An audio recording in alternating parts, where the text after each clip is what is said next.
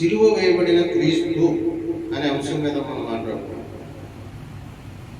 ప్రకటన 19:13 చదువు. ఇక్కడ రక్తంలో ముంచబడిన వస్త్రము ఆయన ధరించుకుని ఉండేను,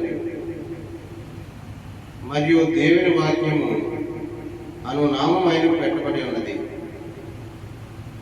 పరలోకమందుల సేనలు శుభ్రమైన తెల్లని నారబట్టలు ధరించుకుని తెల్లని గుర్రములెక్కి ఆయనను వెంబడించుచుండేవి. దేవునికి స్తోత్రం కలుగును.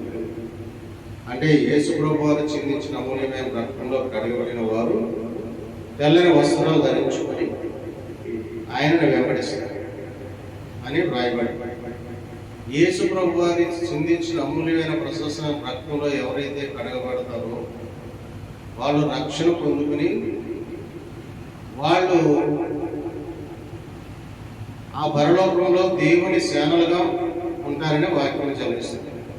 అది దేవుడు మనల్ని పరలోకంలో ఆయన సేనలుగా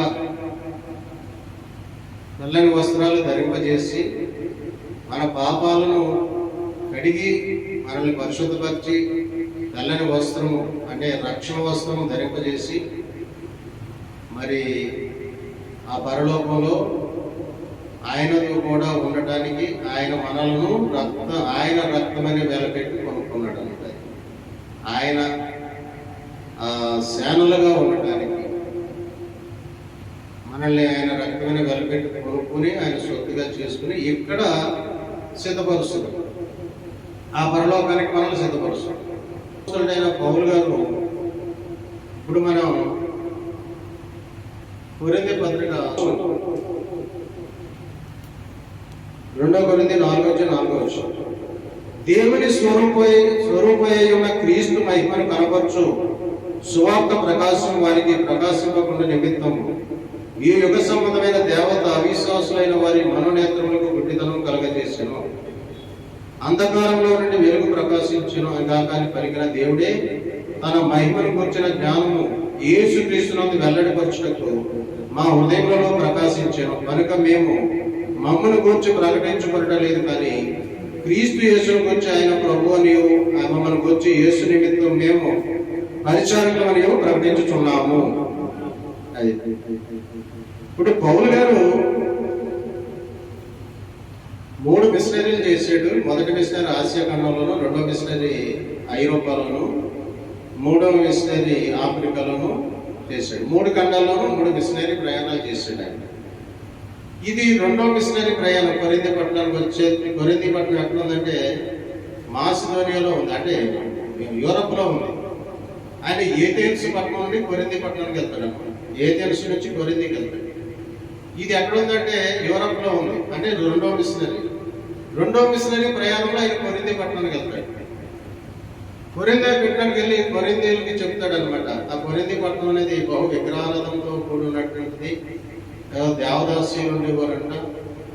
భయంకరమైనటువంటి విగ్రహారాధన జరుగుతున్న కాడ పౌలు గారు సువార్త చెప్పారు. భయంకరమైన విగ్రహారాధన జరుగుతుంది, దేవదాసీలు అంట, వాళ్ళంతా వ్యభిచారం చేసేవారు. అలాంటి పట్టణంలోకి వెళ్ళి పౌలు గారు సువార్త చెప్పారు. అంటే పౌలు గారికి ఎంత ధైర్యం ఉందో ఒకసారి ఆలోచించాలి.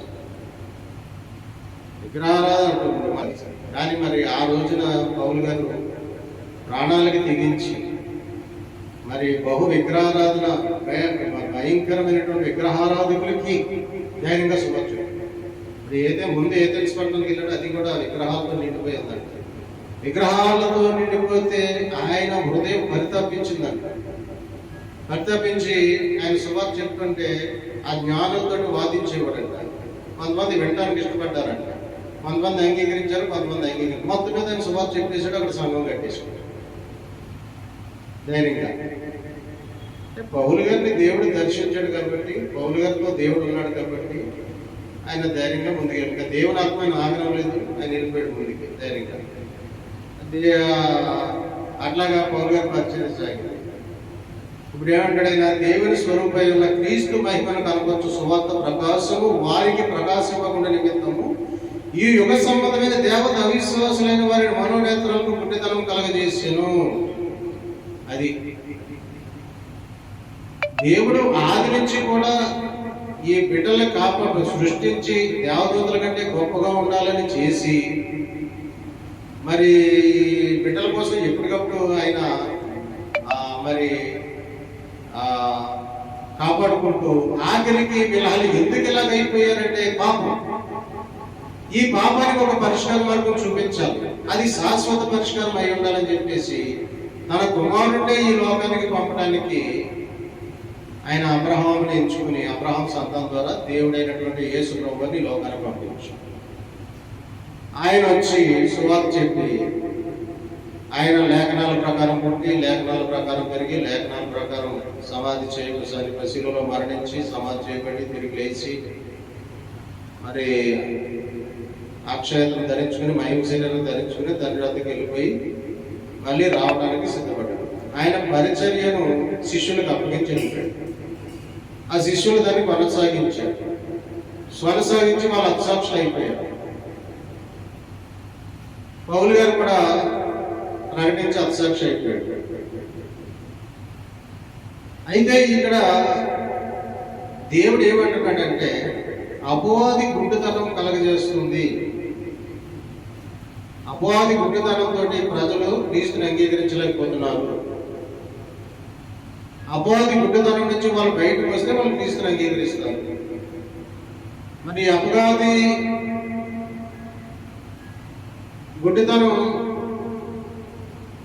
అందుకే మనం చేసేది ఏముందంటే మనం ప్రార్థన చేయాలి. ప్రభువా మీరే వాళ్ళ గుడ్డితనం నుంచి విడిపించండి, వాళ్ళ మరణేతరాలు వెలిగించండి, దేవుని తెలుసుకోవడానికి అని మనం ప్రార్థన చేయాలి తప్ప మనం చేసేది ఏం లేదు. అంటే ఇక్కడ గొప్ప పోరాటం ఎక్కడ వచ్చిందంటే గొప్ప పోరాటం ఈ భూలోకము అపవాది చేతికి అప్పగించబడదు. వాడికి అధికారం ఉంది కాబట్టి వాడు ప్రజలను యేసు ప్రభు దగ్గరికి రాకుండా అడ్డుపడుతున్నాడు. అది ఈ అపవాదిని గుడ్డితనం నుంచి ప్రజలు విడుదల పొందుకోవాలంటే మరి దేవుడే కలగజేసుకోవాలంటే రక్షించబడ్డవాళ్ళు ప్రార్థించాలి, రక్షించబడ్డవాళ్ళు బిడ్డలు ప్రార్థించాలి. ఇప్పుడు డిఎల్ కొండి గారంట, మీరు ఎందుకు అంత చక్కగా ప్రసంగాలు చేస్తున్నారు, వాళ్ళ ముగ్గురిని రమ్మని 3 కిటికీలు చూపించి 3 కిటికీల్లో ఏం జరుగుతుందో చూడండి అని అంటే ఒక అబ్బాయి కిటికీ తెరిచి చూస్తే ప్రజలు మార్కెట్లో వస్తువులు కొనుక్కోవడం, వస్తువులు అమ్మటం ఇలా లోకానుసారంగా ఉన్నారు. 2వ కిటికీ చూసిన కొరడికేమో వాళ్ళంతా కూడా క్రికెట్ ఆడుకుంటున్నారు. 3వ కిటికీ చూస్తే ఈ గొడవలో కొట్లాటలో ఉన్నారంట, మునిగిపోయి ఉన్నారంట ప్రజలు. ఆ 3 గొప్ప సువార్తలు ఈ దగ్గరికి వచ్చినట్టుకి మోకరించి కళ్ళంట నీళ్ళు పెట్టుకుని ప్రార్థన చేస్తున్నాడు. కళ్ళంట నీళ్ళు పెట్టుకుని ప్రార్థన చేస్తుంటే అప్పుడు ప్రార్థన చేసిన తర్వాత వాళ్ళు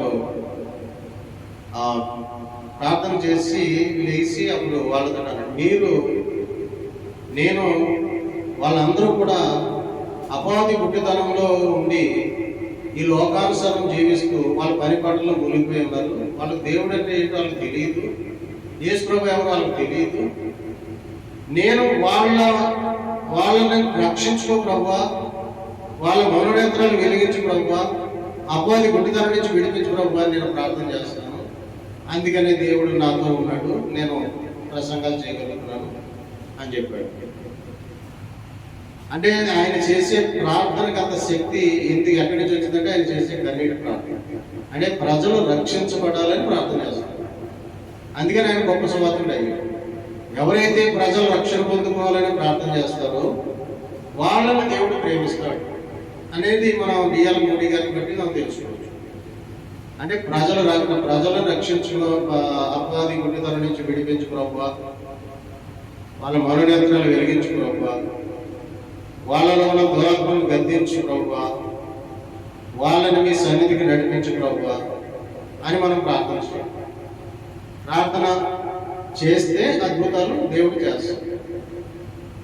ఇప్పుడు ఒక దైవజనుడైనా సరే ఒక వ్యక్తిని రక్షణలోకి నడిపించాలంటే ప్రసవ వేదన పడాలి.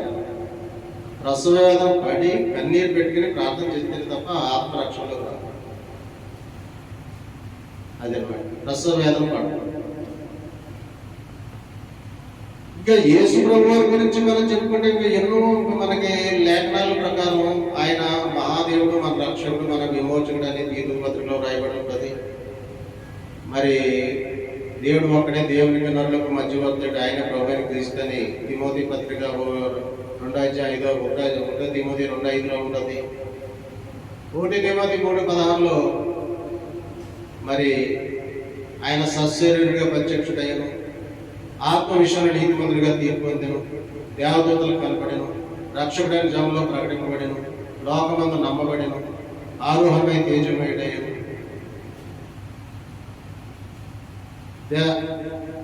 అని వ్రాయబడి. అంటే యేసు ప్రభువు దేవుడి కుమారుడిగా ఈ లోకానికి వచ్చి ప్రజలందరి కోసం ప్రాణం పెట్టి రక్తం చిందించి ఆ రక్తంలో మనల్ని కడుక్కొని మనం సొత్తుగా చేసుకుని వాళ్ళని తన ఆ ప్రకటన గ్రంథం 19:13 ప్రకారంగా తన సేనలుగా మార్చుకోవడానికి, ఆయన మహిమలో ప్రత్యక్షం చేయడానికి దేవుడు మన కోసం గొప్ప త్యాగం చేశాడు. ఆ విషయము పౌలు గారు ప్రకటిస్తున్నాడు.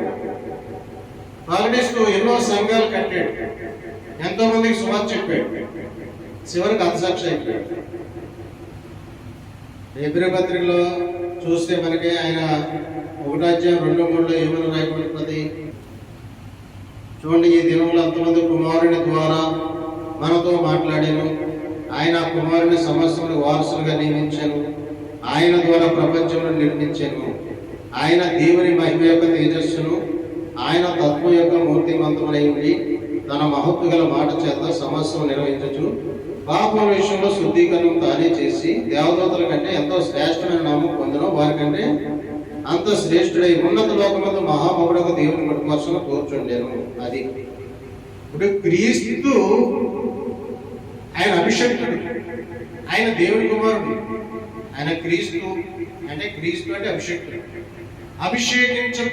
అభిషేకించబడిన దేవుని కుమారుడు అంటే దైవత్వం కలిగిన వాడు. ఆయనకి అప్పచెప్పాడంట దేవుడు, ఆయన వారసుడిగా నియమించాడంట దేవుడు. అందుకని ఆయన ఆది కాలం నుంచి కూడా మనకు కనబడతాడు దేవుడు.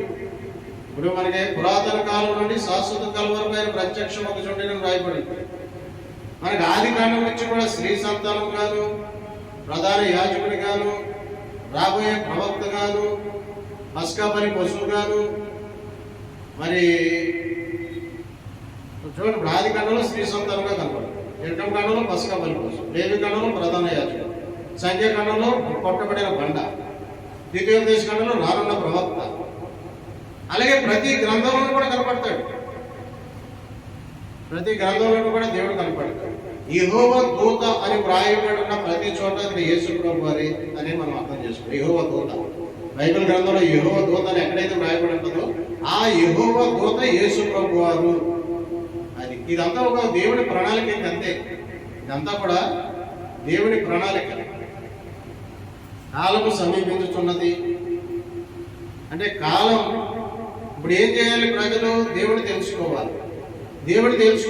రాబోయే ఉగ్రత నుంచి వాళ్ళు రక్షణ పొందుకోవాలంటే యేసు ప్రభుని తెలుసుకోవాలి. యేసు ప్రభు ఆయనే రక్షకుడని, ఆయనే విమోచకుడని, ఆయన సజీవుడని, ఆయన ఆది నుంచి కూడా తనను తాను కనపరుచుకుంటున్నాడని, పురాతన కాలం నుండి శాశ్వత కాలంలో ఆయన ప్రత్యక్షం అవుతున్నాడని, ఆయన తప్ప వేరొక దేవుడు లేడని, ఆయనలోనే విమోచనం ఉందని, ఆయన బుద్ధి జ్ఞాన సర్వసంపదలు నిలబడి ఉన్నాడని, ఆయన ఆకాశమందున్నవి భూమి అందున్నవి అవి దృశ్యమైన కానీ అదృశ్యమైన కానీ అవి సింహాసనులను, ప్రభుత్వాలను, ప్రధానులైనను, అధికారులను ఆయన యొక్క సృజించబడి ఉండవన్న విషయాన్ని కొలసీలో రాసిన ప్రకారంగా, కొలసీ పత్రికలో రాసిన ప్రకారంగా ప్రజలు ఎప్పుడైతే తెలుసుకుంటారో అప్పుడు వాళ్ళ మరణేతలను వెలిగించుకోవాలి. మనం ప్రకటించాలన్నమాట. ఇప్పుడు మనం ఏమని ప్రకటించాలి? యేసే దేవుడు, ఆయనే రక్షకుడు, ఆయన బుద్ధి జ్ఞాన సర్వసంపద, ఆయన దేవుని కుమారుడు, ఆయన అభిషేకుడు, దేవుని చేత అభిషేకించబడి లోకానికి వచ్చిన వాడు. ఆయన పురాతన కాలం నుండి శాశ్వతకాల కాలం నుండి ఆయన ప్రత్యక్షం అవుతున్న దేవుడు. ఆయనలోనే బుద్ధి జ్ఞాన సర్వసంపదలు ఉన్నాయి. ఈ ప్రపంచం అంతా కూడా ఆయన వాక్యంతో నిర్మించాడు అనే విషయం ప్రజలకి మనం బయలుపరచగలిగితే, ప్రజలు తెలుసుకునేటట్టుగా మనం చేయగలిగితే ప్రజలు రక్షణ పొందుకుంటారు. ఇవాళ కాలం సమీపం అయిపోయింది. మూడో ప్రపంచ యుద్ధానికి దారి తీస్తుంది. ఇప్పుడు మందిరం కట్టబడే పరిస్థితి దగ్గర అయిపోయింది. దేవుడు రాకడ వచ్చేస్తుంది. ఈ రాకడ వచ్చిన తర్వాత సంఘం ఎత్తబడిపోయిన తర్వాత భూమి మీద వాక్యం చెప్పేవాళ్ళు ఉండరు, దేవుడు గురించి ప్రకటించే వాళ్ళు ఉండరు, రక్షణ పొందుకునే అవకాశం కూడా ఉండదు. ఇప్పుడు అవకాశం ఉంది. దేవుడు ఆయన నిరంతరము స్తోత్రాలుడై ఉన్నాడు అని వ్రాయబడి, ఆయన సర్వాధికారి అయిన దేవుడు, నిరంతరము స్తోత్రాలు దేవుడు. ఆయన ఎవరో కాదు, యేసు. అటువంటి సర్వాధికారి అయిన దేవుడిని ప్రకటించే భాగ్యం మనకు దొరికింది కాబట్టి మనము భయపడకుండా సువార్త, సిగ్గుపడకుండా సువార్త. దేవునికి మహిమ కలుగును గాక. పరిశుద్ధులైన తండ్రి స్తోత్రాలైనా ఇంతవరకు మాతో మాట్లాడవు ప్రభువా. చక్కగా పాటలు మేమందరము ప్రార్థన చేసుకుని ప్రభువా, మరి పాటలు పడుకుని ఆరాధన చేసుకుని వాక్య దేవుడుగా మాతో మాట్లాడారు ప్రభువా. మీకు స్తోత్రాలు. మీరే సర్వాధికారి అయిన దేవుడు, ప్రత్యక్షుడైన దేవుడు, నైనా సశరీరుడిగా ప్రత్యక్షుడైన దేవుడు. ఆయన మరి మమ్మల్ని మీ రక్తంలో కడిగి నీతి వస్త్రం ధరింపజేసి మీ సేనలుగా మార్చుకోవడానికి మమ్మల్ని రక్షించుకుని గొర్రెల జీవగ్రంథంలో మా పేర్లు రాసి, జీవగ్రంథంలో ఎవరి పేర్లు రాయబడి ఉంటాయో, పరిశుద్ధాత్మ దేవుని ఎవరు కలిగి ఉంటారో, దేవుని ఆత్మని ఎవరు కలిగి ఉంటారో వాళ్ళు ఎత్తబడతారని మాకు బయలుపరిచినందుకు స్తోత్రాలు.